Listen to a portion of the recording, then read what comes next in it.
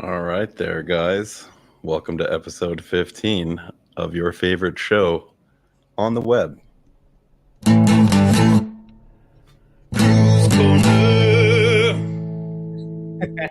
Welcome, guys. What's up? We're back. We're back on schedule. We missed And rusty. You could see we're a little rusty. So a little rusty, but we're back. We're back to recap on how the U.S. Open went. It was a fun event. I'd love to hear some feedback in the comments. I'd love to hear some feedback, and if I hear some interesting feedback, I might give you a link, and you can jump on and talk about your experience. We felt like the tournament went really, really well. I think honestly there was no real injuries. The only medical issue we had was one of the referees drank too much Red Bull or something, and he got sick. He felt really bad, so he had to sit in the medical tent for, I would say, like an hour. He was there for a long time. He was down for a while. You know what's funny about you saying that, though, is that's one of my favorite additions that we've added like recently is the medical tent. It's like adds this sense of, safety, right? There's the ambulance there and all that, and anybody. I mean, it's one of the safest places to be, I believe. Yeah. Right. Free Smoke posted much smaller tournament this year compared to last, and he's right. And we were up against quite a bit of events this tournament. There was, I think, multiple tournaments and fights that same week all around the country. So it's a very popular tournament week, fight week, which I'm pretty sure hindered our ability to grow it big. But I can push back on why. I mean, if people want to hear what the problem is, we can talk about what the venue issue, because that's right. We've had a bit of a venue issue. Our venue that we used to do, it was real easy. We booked it ahead of time, and it was very difficult to book, and we're still kind of struggling to find a venue that is like our home. I think we found it, but we will see.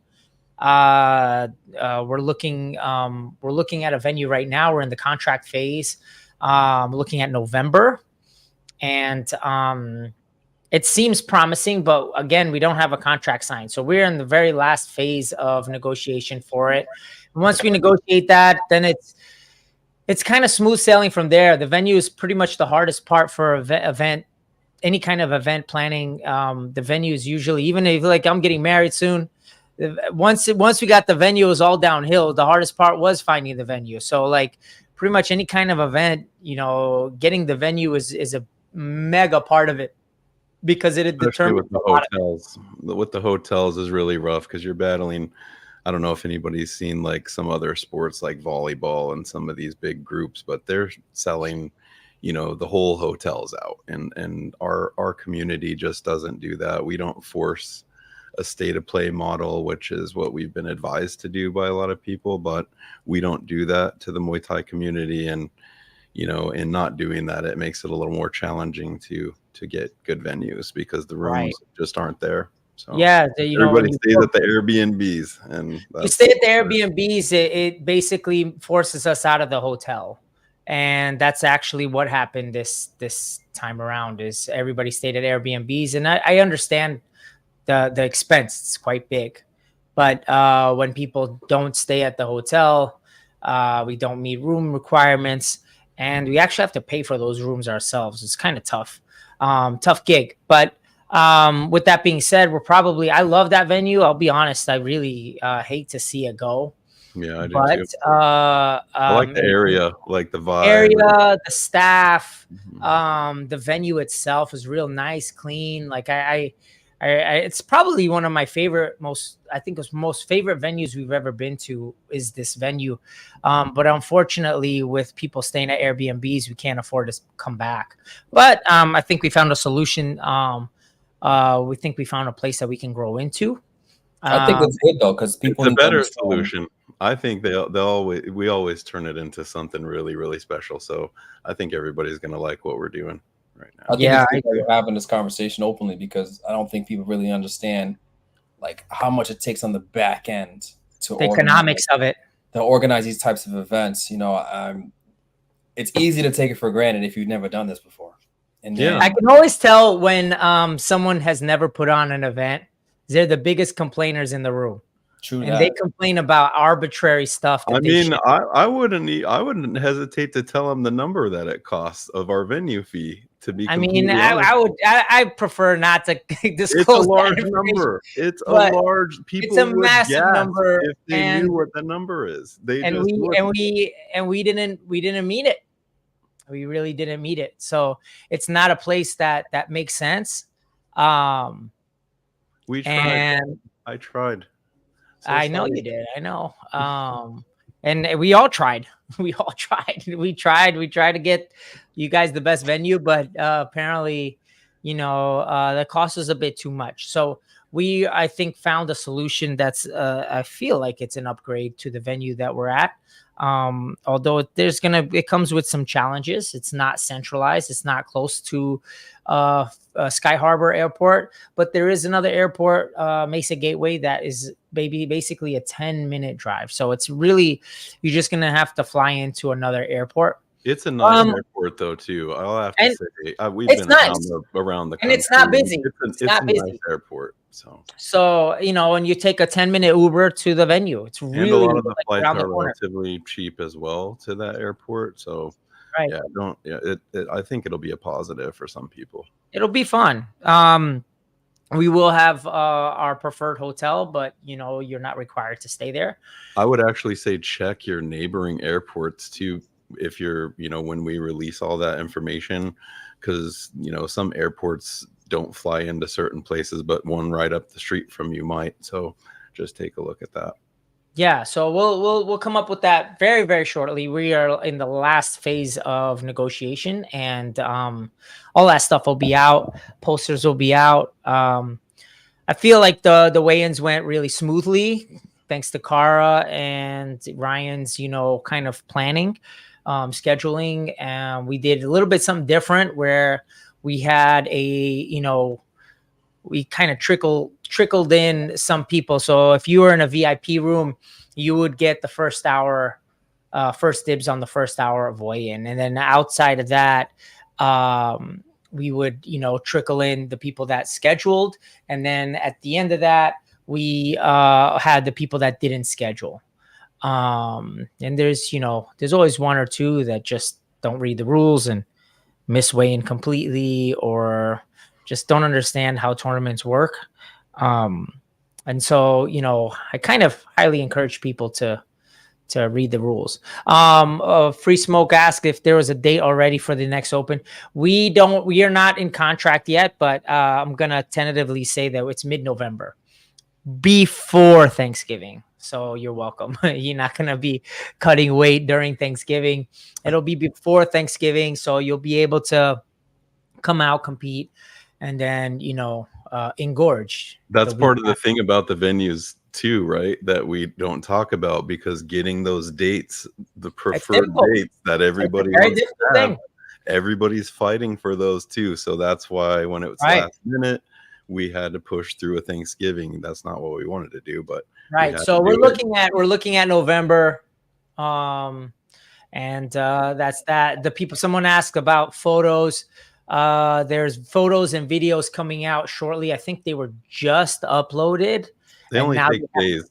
They take a couple days because you got to remember, the hundreds of gigabytes of video that it's uploading. So it's left in a server uploading overnight for days on end, and then You once remember they're that up, one show that I rented a hotel just to upload just multiple?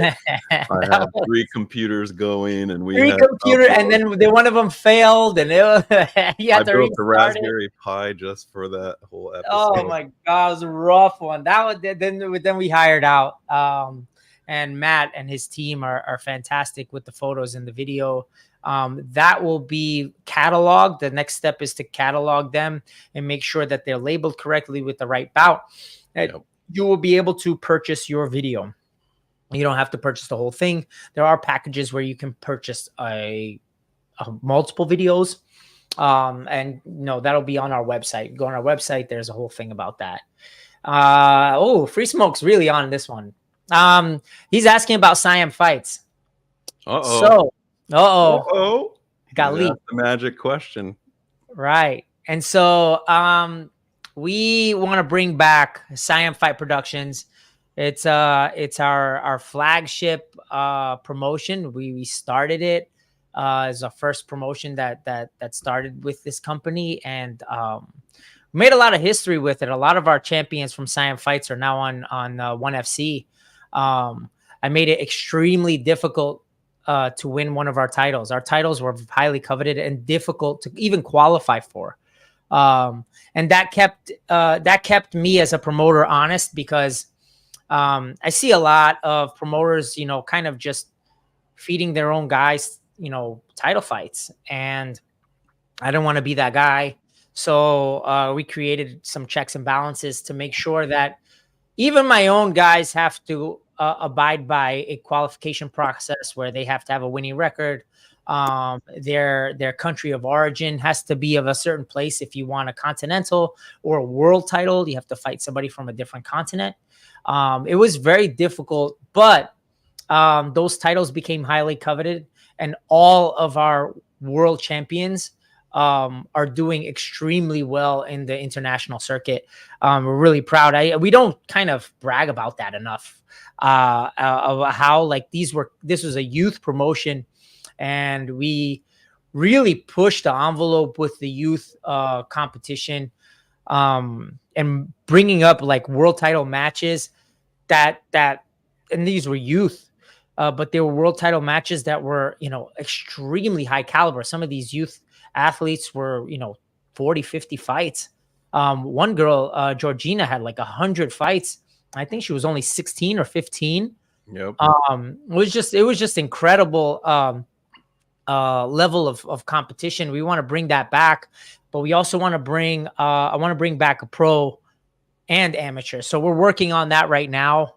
We're talking to a matchmaker that will be partnering with us on this, and putting some interesting matches together. So long story short, we're working on putting on an event, right, alongside at the U.S. Open. The U.S. Open for fall this year. For the fall, yes. So we are working on that right now. Siam Fights, baby. Siam Fights Live is back. And so we're working on that right now, putting in an application with the commission. It is a bit of a process. So we'll consider that, Free Smoke. Consider you on the card for sure. That sounds biased. I don't know if we can take him now that he's been commenting. Hey, if the matches work, they work. That's all. The way I've always put matches together is matches that I want to see. Yeah, always. You've said that since the day one. If Thiago doesn't want to watch it, it ain't happening in the Siam. Because I want it to be interesting. So if it's a match that I can tell you who's gonna win that match, it's generally not a good match. If I can look at the match and go, yeah, so and so is gonna win that. There's no question. I don't care what's on paper. I know who's what. And yes, we are talking about Siam Elite. And so that's how I used to do matches. And I feel like we're partnering with a matchmaker that feels the same way. It's a really great matchmaker. He matchmakes for a couple of shows in the East Coast. And he'll have a lot of tools available at his disposal to bring some of the East Coast athletes out here to compete with some of our West Coast athletes. So it should be a lot of fun. Stay tuned for that. That is coming. Thank you, Ahmad. It was, I feel like it's one of our proudest achievements was Siam, even though we lost a lot of money doing it. I feel like it was one of our, I think we changed a lot of lives on that tournament and that show. We brought a lot of people to the forefront, got a lot of attention, got a lot of eyes on athletes that really deserved it.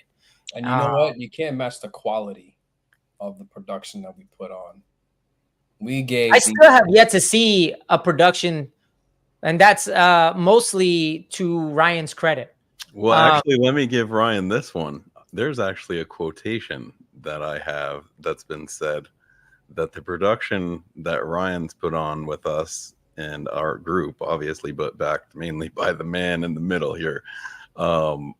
He said that he's seen huge productions. This is a person who works multiple professional fights and stated that he's seen multi-million-dollar budgets not put together as well as ours on the shoestring that we put it together on. So, and we really did it on a shoestring budget. Yeah. Ryan worked his magic. Huge part of why this production company is so successful is the fact that he can produce some amazing quality events, the look, the feel, for almost nothing. And for all who don't know, I'm also a baller on a budget historically. So, finding things done similar quality for cheaper, like what was that one, the crank that we got? What do you call that I rented from one of the chain hoist we need to the chain hoist, because the event place wanted like 500 in New York, and we got it for like 80 at this other spot. Similar. So they work it together. Kara's talking about DJ and Damien rematch, maybe. That was our first pro fight. And that was the first we put on the first pro fight that has happened, I think, in 40 years or 30 years or something like that. There wasn't any pro fights in Arizona. We were the first one to pull it off.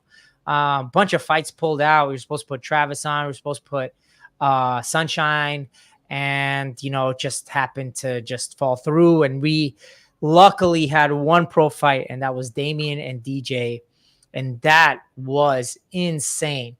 DJ got caught with an elbow right in the first round, real early, and it was a beautiful elbow by Damien. And I was gutted because I was like, oh man, like all that work for 60 seconds, and DJ came back to almost win it. It was a split decision that he lost. It was a close fight, but he fought tooth and nail, earned the respect pretty much the entire crowd. We couldn't believe the whole state. The whole state could not. We could not believe, and it was a war. Like it was a war, and an elbow war at that. Elbow war. And there was people. It was insane. Elbow. That was a magical night, though. We had Master Chow do the full Muay. That's right. And flew out from Thailand. The boxing commission was like, we've never seen anything like this before. It was amazing. I think it's still on VOD. So if you go on our Vimeo VOD, you should still be able to find that fight if you type in the athlete names. We should post that. I think Vimeo. We should post that video of the Y Crew. That was such a beautiful, beautiful performance. We're gonna unleash the archives at some point. We got a plan for that. So Kara mentioned that also memorable for this year's US Open, first pro division. We put on a pro division.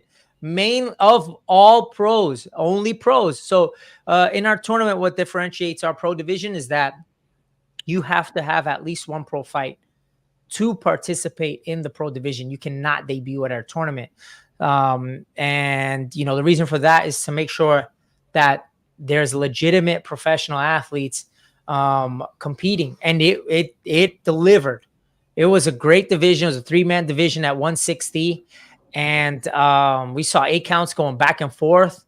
It was just quality bouts, and I was really that was where there was that blow that we thought was a low blow, but it was a knee. It was a It was a legit nice. blow. It was a legit knee to It was the a legit abdomen. because the ref didn't see it where he was. He wasn't able to see it, so he asked two, of the judges, and the judges say it was good, so they continued. But I mean, it was a good knee. It was a really good knee. The guy that won, he had a great. I don't remember his name actually. I should know his name because he did really great. He said he's coming back with some more people for the pro division. So if you are a pro out there and you're looking to chase some rounds, register for the U.S. Open Pro Division early so that people see that you're in there. If you want to get some rounds, register, and the pro belt is nice. I don't know if we have a picture to pull up, but it is beautiful belt. It is a beautiful belt. I think it was Ryan's. Was it Ryan's design? It was your design, right, Ryan? Yeah, I designed that one. He designed that one, and I mean, it just looks amazing. And heavy. Jonathan said it's a heavy belt. It was a belt that is, you better have some legs to hold that thing, because it's just a beautiful belt, and a lot of people that saw it, they really liked it. And what was it? Jonelle Kimborough was the winner of that All right, tournament. just testing out our skills here, but this should be the pro division, There it is. right? I don't know if they can read it. It's kind of small on Instagram there, but his name was Jonelle Kimborough, and he fought beautifully. He had a pretty interesting style too. It was very I wouldn't say it was orthodox, and it kind of confused a lot of people, but it worked, and it worked really well. I think he got 8 counts on both fights. He So counted.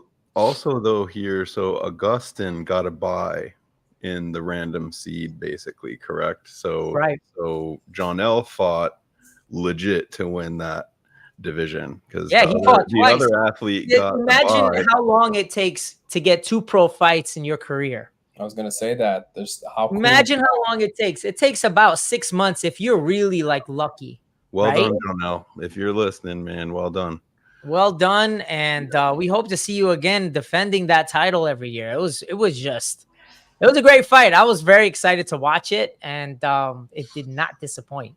All athletes in that division were really good athletes. I think one athlete moved up in weight just to be in there, and he did great. I think it was in the finals. He did great. But Janelle, he did his work.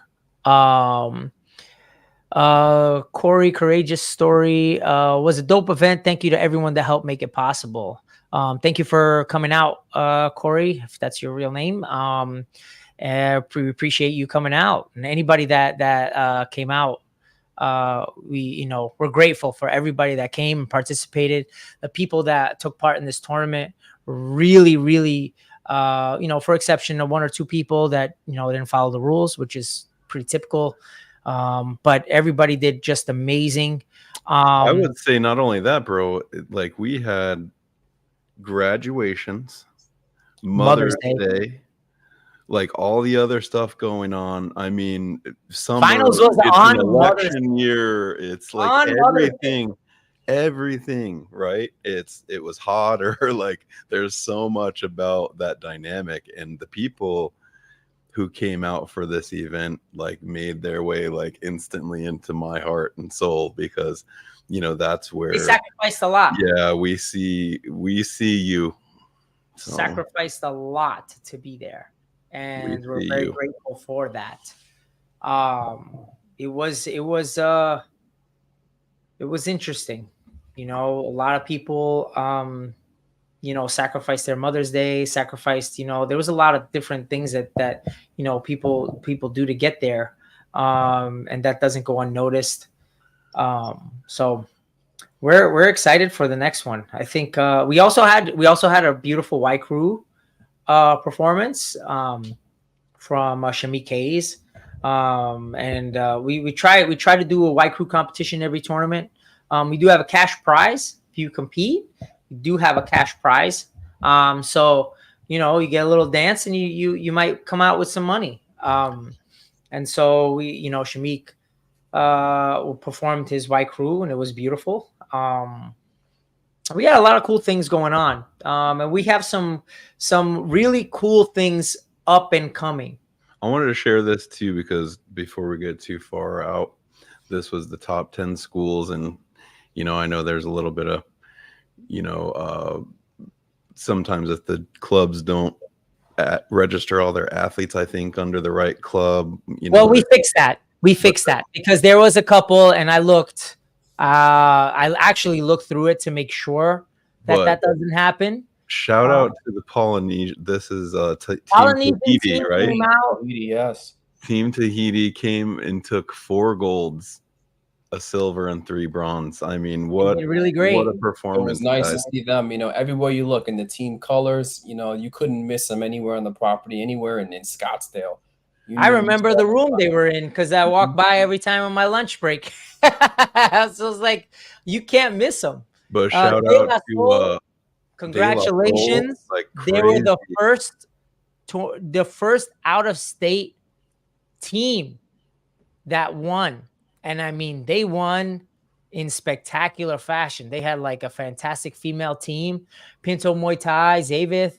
We had a lot of really great teams that did well. Yeah, shout out to Pinto. They always support in a big way. We really appreciate having you guys. And Danny got the Coach of the Year award, well deserved. Congratulations! He won that, and he deserved it. His team always comes correct. They compete really well. They're prepared for everything. I don't think I've ever had a problem with Pinto in the years that they've been in, and they're fairly young gym. And they're just doing spectacular. Pinto, Danny's a great fighter. Been following his career, and he put in his work with his team, and his team, performs really well. It shows how dedicated he is to that. So congratulations to Danny and the Pinto Muay Thai team. They did great. They do great every year. I think they're top 10 every year. I was going to get into that too, because one thing I noticed here is you see the couple MMA clubs that are making the ranks. Yeah.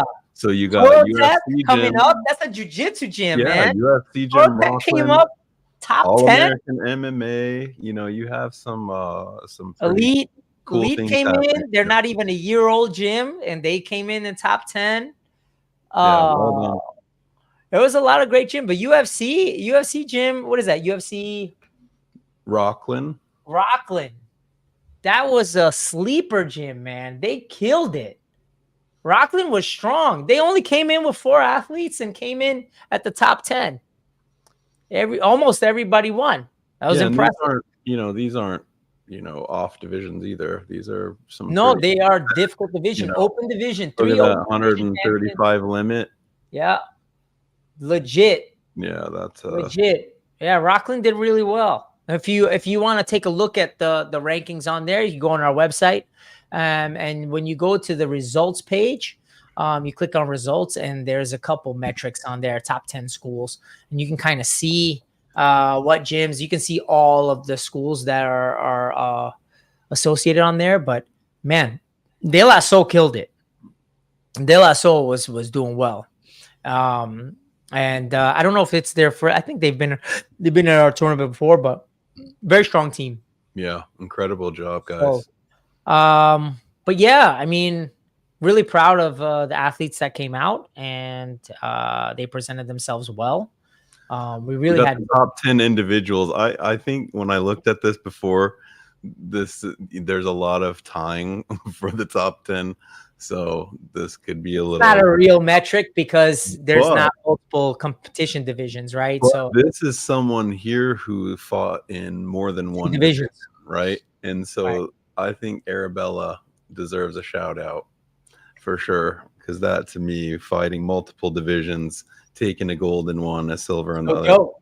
That's great job from Premier Fight and Fitness.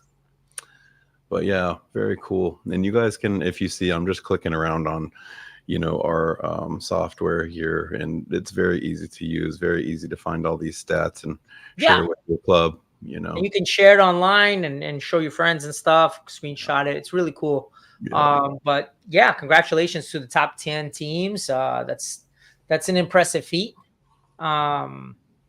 And yeah, that concludes pretty much a very brief synopsis of how that tournament went. It went really well. I think it was ran really smoothly. I couldn't really add a lot more to it. We do want to roll out, and I do want to make this announcement today. We want to roll out a clinic type of event where it's community based, and we're going to be working on athletes that are right on the cusp of competition, but maybe they're not there yet. Maybe they're just on the cusp. I'm not a big fan of the development league competition style, but I do want to roll out some clinics, and they'll be presented in modules, and you will be able to take part in these modules when the tournament's not going on. For example, there will be a hand wrapping module. And it's not going to be any one person dictating how to wrap hands. As a matter of fact, it's going to be the opposite. If you are a coach or an athlete at the US Open, if you're a registered coach, you can take these clinics for free. And if you're not an athlete or a coach, then you'll pay a nominal fee. It's not a big fee, but it'll be a communal based thing. So we'll have groups, maybe like, for example, we'll have groups. This is exercise based, and I'm just going to lead the exercise, and you guys are going to learn from each other on how to wrap hands. So it'll be a group of 3, a bunch of groups of 3. One person is wrapping hands, one person is getting wrapped, and one person is observing, asking questions. And you guys are all going to take turn wrapping each other's hand and kind of comparing notes. Oh, I really like the way this feels. Like, let's break that down deeper though, Tiago, because I think, just wrapping hands in itself, some people don't even know that's an art form in this sport, right? So like, who wraps your hands matters. If you could have a certain coach come wrap your hands for you, sometimes that means you have an edge in the bout. Would you agree? Give you a little superpower. It's not like it's not a real advantage to where, it's more of psychological, right? Psychological advantage. It's like, oh, my so-and-so, grandmaster or whatever, grab my hands, and it feels like, oh, like I feel like confidence is always an advantage. Confident, right? And it does affect you. And having your hands wrapped correctly and well does give you confidence. It does give you confidence. And sometimes at these tournaments, teams of 20 come through, and no, I'm not going to be sitting there wrapping hands for 20 people. I'd love to have, some of my team take part in this clinic and, learn how to wrap hands. I'll go out there as a coach and teach them how I do my hand wrapping.